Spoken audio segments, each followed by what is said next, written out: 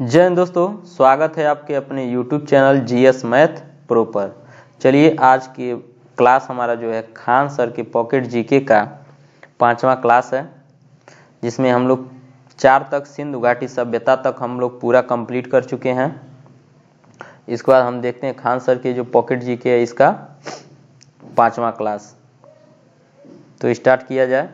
तो इसमें चौथा है वैदिक सभ्यता। देखिए, वैदिक सभ्यता का जो आरंभ होता है जब सिंधु घाटी सभ्यता का विनाश हो जाता है, उसके बाद स्टार्ट होती है वैदिक सभ्यता। और वैदिक सभ्यता को ही हम आर्य सभ्यता भी कहते हैं। और इसका कार्यकाल जो है 1500 से लेकर 600 ईसा पूर्व तक है। तो देख लीजिए, इनका स्लाइड कुछ हम आपको दिखा देते हैं।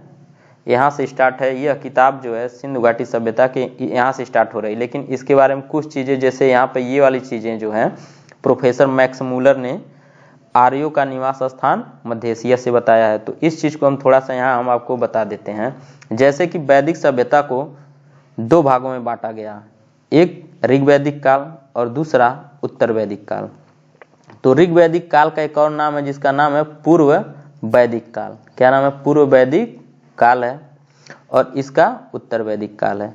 यह 1500 ईसा पूर्व से लेके 1000 ईसा पूर्व तक। ईसा पूर्व को इंग्लिश में कहते हैं BC।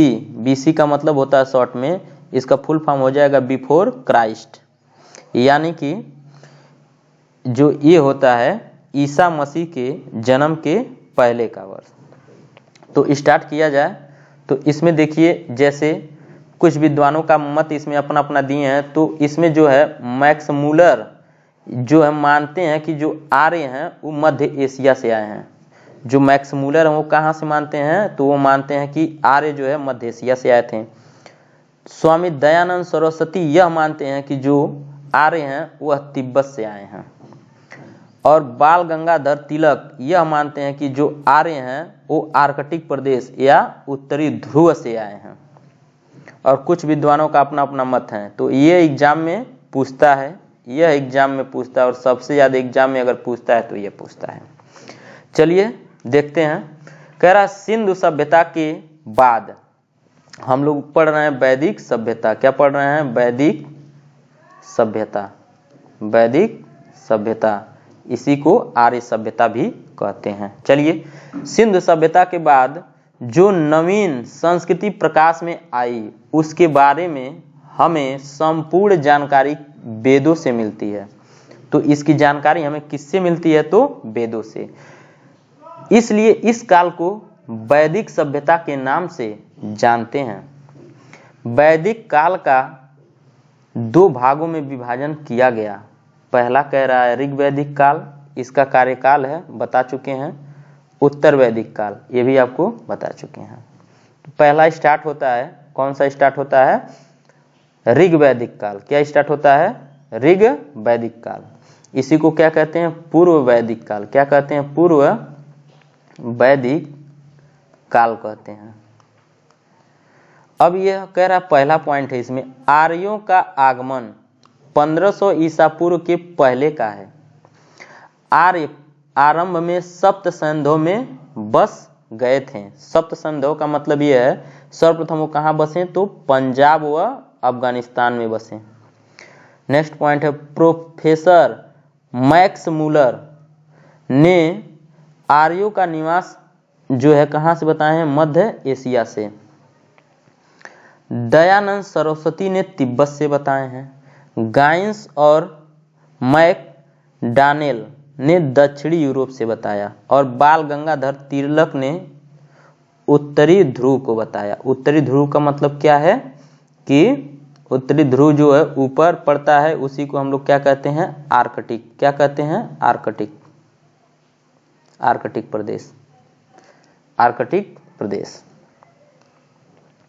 नेक्स्ट पॉइंट है, आर्य शब्द का अर्थ श्रेष्ठ या कुलीन होता है।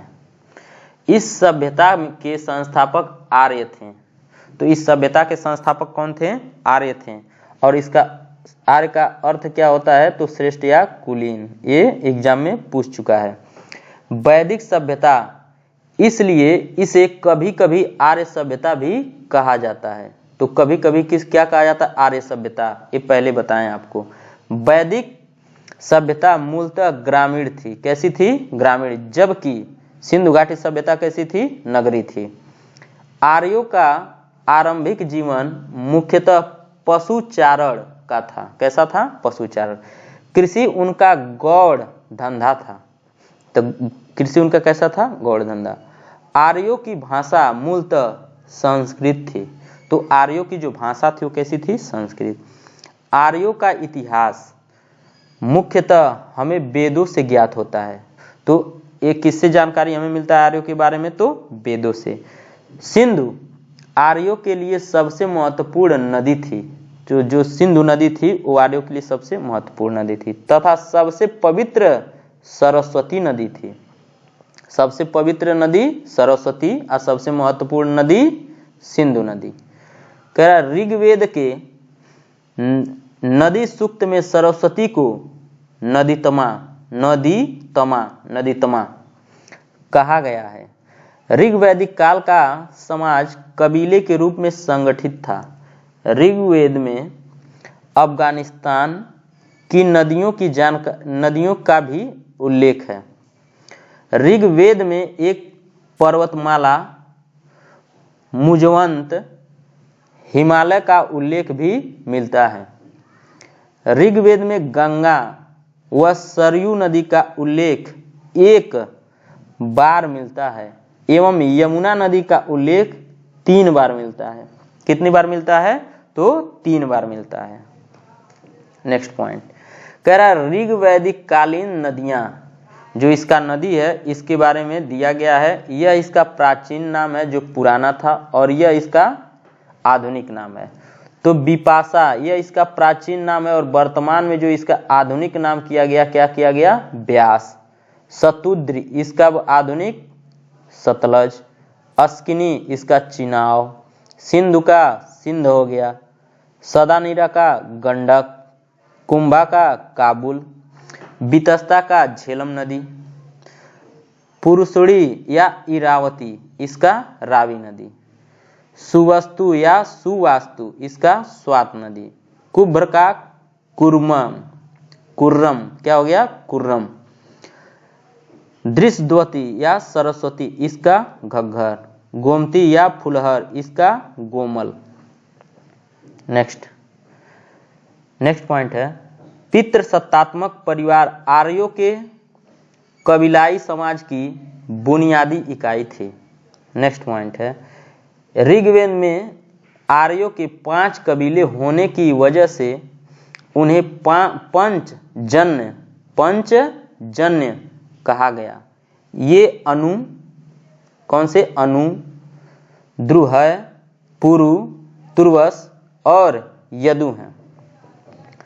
नेक्स्ट पॉइंट है ग्राम 20 और जन में उच्चतर इकाई है। ये ग्राम संभवतः कई परिवारों के समूह को कहते हैं। ग्रामीण जो है का मुखिया होता था। ग्रामीण के क्या होता था? मुखिया। 20 कई गांवों का समूह इसका प्रधान विस्पति होता था।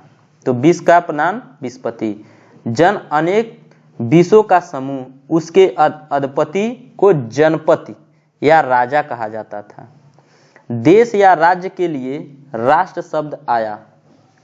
नेक्स्ट पॉइंट है राजा का पद वंशानुगत नहीं होता था। राजा को गोप या गोपति, गायों या मवेशियों का स्वामी कहा जाता था। ऋग्वेद में सेनानी जिसे सेनापति कहते हैं, पुरोहित शासकीय पदाधिकारी थे जो राजा की सहायता के लिए थे।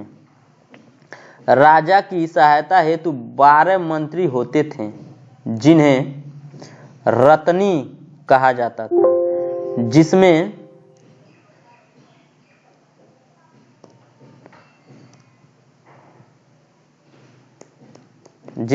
कहा गया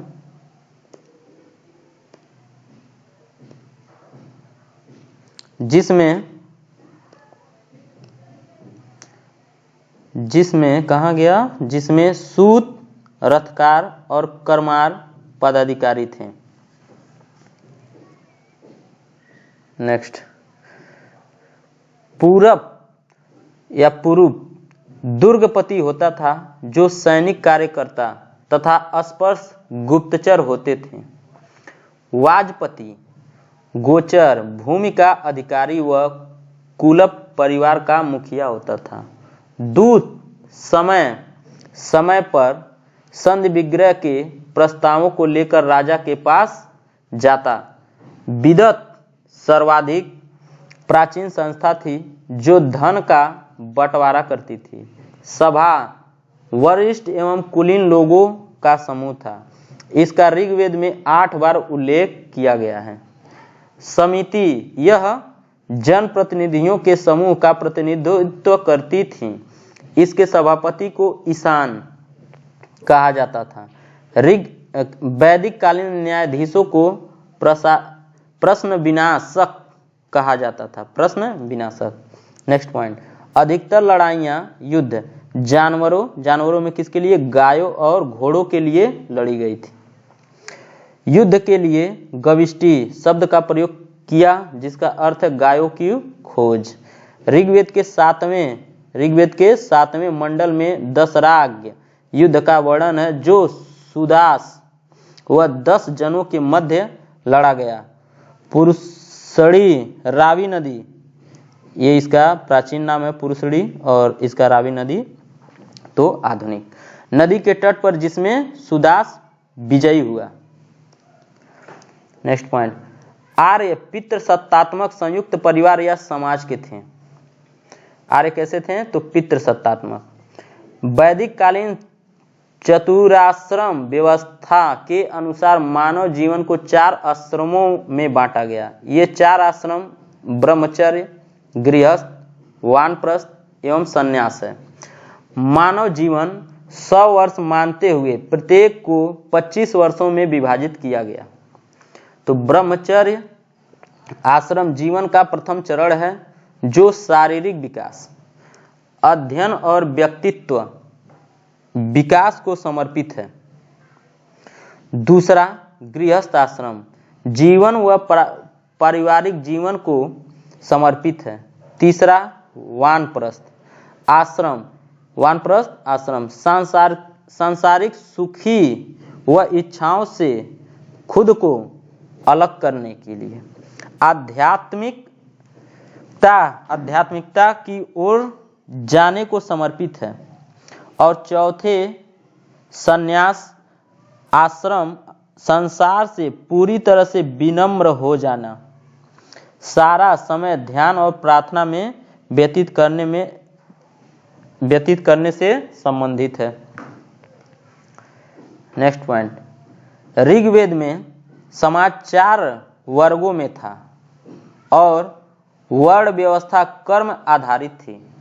ये ब्राह्मण, क्षत्रिय, वैश्य और शूद्र। ऋग्वेद के पुरुष सूक्त में 4 वर्णों का उल्लेख मिलता है। किसमें मिलता है? तो पुरुष सूक्त में, ऋग्वेद के। हालांकि 10वां मंडल बाद में जोड़ा गया। नेक्स्ट पॉइंट है पुरुषार्थ या जीवन के 4 लक्ष्य: धर्म, अर्थ, काम, मोक्ष। धर्मशास्त्र के अनुसार प्राचीन भारत में लोगों की रक्षा और न्याय के प्रशासन के लिए क्षत्रिय वर्ण जिम्मेदार था। तो धर्मशास्त्र के अनुसार जो है रक्षा और न्याय के लिए किसको जिम्मेदारी मिल गई? तो क्षत्रिय वर्ण को। महिलाओं को शिक्षा का अधिकार था, विधवा विवाह था और बाल विवाह, पर्दा प्रथा, सती प्रथा जैसी बुराइयां नहीं थीं। आजीवन अविवाहित रहकर विद्या अध्ययन करने वाली महिला को अमाजु कहा जाता था। तो अमाजु पूछे किसको कहा जाता था? तो वह महिला जो आजीवन अविवाहित रह के यदि विद्या अध्ययन कर रही है तो उसी को अमाजु कहते हैं। नेक्स्ट पॉइंट, विवाह के समय मिलने वाले उपहार को वहतु कहा जाता था। नेक्स्ट पॉइंट, ऋग्वेद में घोषा, अपाला, सिकता व लोपामुद्रा विदर्भराज की कन्या, राजकुल में उत्पन्न अगस्त ऋषि की पत्नी, आदि विदुषी महिलाएं थीं और विफलता एक योद्धा महिला थी। विस्फला क्या है? विस्फला एक योद्धा महिला थी। पैसों के लिए पढ़ाने वाला जीविकोपार्जन यानी गुरु उपाध्याय कहलाता था। आर्य मूलतः शाकाहारी थे और पेय पदार्थों में सोमरस का पान करते थे। आर्य 3 प्रकार के वस्त्र धारण करते थे। पहला अधोवस्त्र, दूसरा उत्तरी वस्त्र और तीसरा अधिवस्त्र। अंदर पहनने वाले वस्त्र को नीवी कहा जाता था। गाय को अघन्या, अघन्या का मतलब होता है न मारने योग्य, तो अघन्या माना जाता था। इनका मुख्य व्यवसाय पशुपालन एवं कृषि था। इनका प्रिय पशु गाय व घोड़ा था।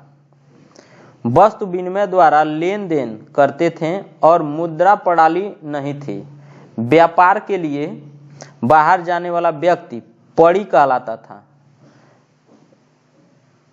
ऋण देकर ब्याज लेने वाले को वेकनाट या सूदखोर कहा जाता था। लोहा धातु की खोज आर्यों के द्वारा की गई। तो लोहा धातु की खोज किसके द्वारा की गई? आर्यों के द्वारा, जिसे श्याम अयस कहा जाता है। श्याम अयस कहा जाता है। नेक्स्ट पॉइंट, आर्य प्राकृतिक बहुदेववाद, एकाधिदेववाद, एकेश्वरवाद एवं निर्गुण भक्ति में विश्वास रखते थे।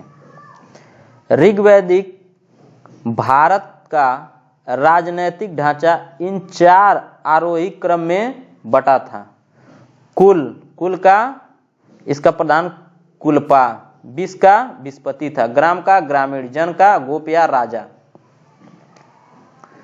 वैदिक कालीन सभ्यता के देवता, इसके बारे में कुछ समझते हैं। तो देवता है एक साइड और दूसरा इनका संबंध। तो मारुत किसके देवता थे? तो तूफान के। तो तूफान के देवता किसको कहते हैं? तो मारुत को। सोम वनस्पति के देवता, उषा प्रगति भोर उत्थान देवी, धौ आकाश का देवता, वरुण जल के देवता, पुषुन या रुद्र पशुओं के देवता, इंद्र युद्ध एवं वर्षा के देवता। ये इंपॉर्टेंट है, ये याद कर लीजिएगा। दूसरा मारुत इंद्र हो गया। अग्नि जो है देवता एवं मनुष्यों के बीच मध्यस्थ। अश्विन विपत्तियों को हराने वाले देवता। विष्णु विश्व के संरक्षक एवं पालन करता। अब स्टार्ट होता है उत्तर वैदिक काल। तो वैदिक काल को 2 भागों में बांटा गया, एक ऋग्वैदिक काल और दूसरा उत्तर वैदिक काल। उत्तर वैदिक काल का 1000 से लेके 600 ईसा पूर्व तक, जिसे बिफोर क्राइस्ट कहते हैं, बीसी। तो इसको पहला पॉइंट है इसका, जिस काल में सामवेद, यजुर्वेद और अथर्ववेद तीनों वेद तथा ब्राह्मण ग्रंथों, आरण्यकों एवं उपनिषदों की रचना हुई, उसे उत्तर वैदिक काल कहा जाता है। उत्तर वैदिक काल 1000 ईसा पूर्व से 600 ईसा पूर्व तक था। इस काल में सभ्यता का केंद्र पंजाब से बढ़कर कुरुक्षेत्र, दिल्ली और गंगा यमुना दोआब का उत्तरी भाग में आ गया। इस संस्कृति का मुख्य केंद्र मध्य देश था। उत्तर वैदिक काल में सिंधु, उसकी सहायक नदियां सरस्वती व अफगानिस्तान की नदियों का भी उल्लेख मिलता है।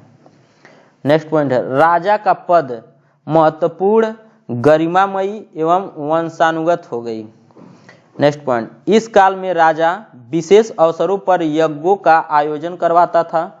राज्याभिषेक के समय राजसूय यज्ञ तथा अश्वमेघ यज्ञ एक साम्राज्यवादी यज्ञ होता था।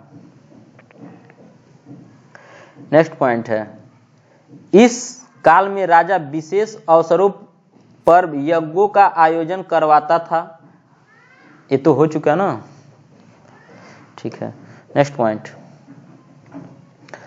उत्तर वैदिक काल में सम्राट राजा हल चलाता था एवं रानियों के घर पर भोज के लिए जाता था। हल को सिरा व हल रेखा को सीता कहा जाता था। यहाँ निष्क एवं गाय द्वारा व्यापार होता था। वस्तु विनिमय का प्रयोग करते थे। वैदिक काल में धनी व्यक्ति को गोमत, अतिथि को गोहंता या गोहन, पुत्री को दुहिता, मरुस्थल को धन्व, उपजाऊ भूमि को उर्वरा, अनाज को धान्य, पशुचारण को योग्य भूमि को खिल्य कहा जाता था। योग्य भूमि को खिल्य कहा जाता था। नेक्स्ट पॉइंट, इस काल में वर्ण व्यवस्था जन्म आधारित होती थी। इसमें कैसे होती थी वर्ण व्यवस्था? जन्म आधारित। और कुल एवं गोत्र शब्द का प्रयोग होता था। वैदिक उत्तर वैदिक काल में इंद्र और अग्नि के स्थान पर प्रजापति, जो देवकुल में दृष्टि के निर्माता थे, उनको सर्वोच्च स्थान प्राप्त हो गया। नेक्स्ट पॉइंट, यज्ञ एक ऐसी नौका है जिस पर भरोसा नहीं किया जा सकता। यह मुंडकोपनिषद से लिया गया है। शूद्रों के देवता को पुसुन कहा गया। बृहदारण्यक उपनिषद में गार्गी एवं याज्ञवल्क्य का संवाद मिलता है। उत्तर वैदिक काल में 1000 ईसा पूर्व के आसपास लोहे की खोज हुई तथा कौशाम्बी नगर में पक्की ईंटों का प्रयोग किया गया था। उत्तर वैदिक काल में बहुत से प्रवर्तक हुए। निष्काम कर्म सिद्धांत का सर्वप्रथम प्रतिपादन ईशोपनिषद में हुआ। संभवतः इसी काल में 2 महाकाव्यों की रचना प्रारंभ हुई। एक है महाभारत और दूसरा कौन सा है? रामायण। महाभारत में देखिए कहा गया है पुराना नाम जय संहिता। तो महाभारत का पुराना नाम क्या था? जय संहिता था। महाभारत विश्व का सबसे बड़ा महाकाव्य है। तो विश्व का सबसे बड़ा महाकाव्य कौन सा है? तो है महाभारत। प्रमुख दर्शन व रचयिता, प्रमुख दर्शन व रचयिता। इधर दिया है दर्शन और इसके प्रवर्तक कौन थे। तो योग दर्शन इसके प्रवर्तक कौन थे? तो पतंजलि। कौन थे? पतंजलि। उत्तर मीमांसा इसके वादरायण। चार्वाक का चार्वाक। वैशेषिक का कणाद। पूर्व मीमांसा के जैमिनी। कौन थे? जैमिनी। सांख्य दर्शन के कपिल मुनि। न्याय दर्शन के गौतम। कौन थे? गौतम। इसके बाद देखिए, इसके बाद हम लोग कल इसमें देखेंगे महाजनपदों के बारे में, जो 5वां टॉपिक है। इसके बाद कुछ अभी आप लोगों के लिए बचा है जो इसमें से कह सकते हैं कि इसका कुछ क्वेश्चन सोचें, 2-4 प्रैक्टिस करा दिया जाए। तो पहला प्रश्न है इसमें, वैदिक सभ्यता के समय का मुख्य लेखन क्या था? तो इसका मुख्य लेखन ऑप्शन है पुराण, वेद, उपनिषद, गीता। तो देखिए पुराणों की संख्या टोटल कितना है? 18 पुराण है। पुराणों की संख्या 18 है, वेदों की संख्या 4 और उपनिषदों की संख्या 108। और वेद में कौन कौन सा वेद है? ऋग्वेद, यजुर्वेद, सामवेद और अथर्ववेद। तो इसमें सही जवाब इसका कौन सा हो जाएगा? Option B. क्या हो जाएगा इसका सही जवाब? ऑप्शन बी हो जाएगा। क्या हो जाएगा? वेद। नेक्स्ट, वेदों की संख्या कितनी है? तो वेदों की संख्या ऑप्शन है 2, 3, 4 या 5। तो ऑप्शन कौन सा सही होगा? ऑप्शन 4 इसका सही जवाब। कौन कौन सा वेद है? तो ऋग्वेद, सामवेद, यजुर्वेद और एक कौन सा है? अथर्ववेद। कौन सा है? अथर्ववेद। यह 4 वेद हैं। नेक्स्ट, वैदिक सभ्यता के प्रमुख मंदिर कहाँ पाए जाते थे? ऑप्शन है पर्वतों पर, जंगलों में, नदियों के किनारे या शहरों में। तो इसका सही जवाब होगा क्या? Option C. क्या हो जाएगा सही जवाब? ऑप्शन सी इसका सही जवाब हो जाएगा, नदियों के किनारे। नेक्स्ट, वैदिक सभ्यता में शिक्षा का मुख्य केंद्र कौन सा था? विद्यालय था, गुरुकुल था, या मंदिर था, या महाविद्यालय था? तो इसका ऑप्शन क्या हो जाएगा? बी इसका सही जवाब हो जाएगा। क्या था? गुरुकुल। क्या था? गुरुकुल। ये देखिए एक करंट अफेयर हम देखे हैं तो सोचें आपको ये भी बता दें। कह रहा है according to the first survey of river dolphins what is the number of dolphin in India? कह रहा नदी डॉल्फिन के पहले सर्वेक्षण के अनुसार भारत में डॉल्फिनों की संख्या कितनी है? तो ऑप्शन है 6300, 6327, 6337, 6427। इसका सही जवाब है ऑप्शन बी 6327। इतने भारत में डॉल्फिन है। तो धन्यवाद दोस्तों। यदि आपको वीडियो अच्छा लगा हो तो हमारे वीडियो को लाइक करिएगा और दोस्तों में शेयर कर दीजिएगा, और यदि चैनल पर नए हो तो सब्सक्राइब कर लीजिएगा। धन्यवाद।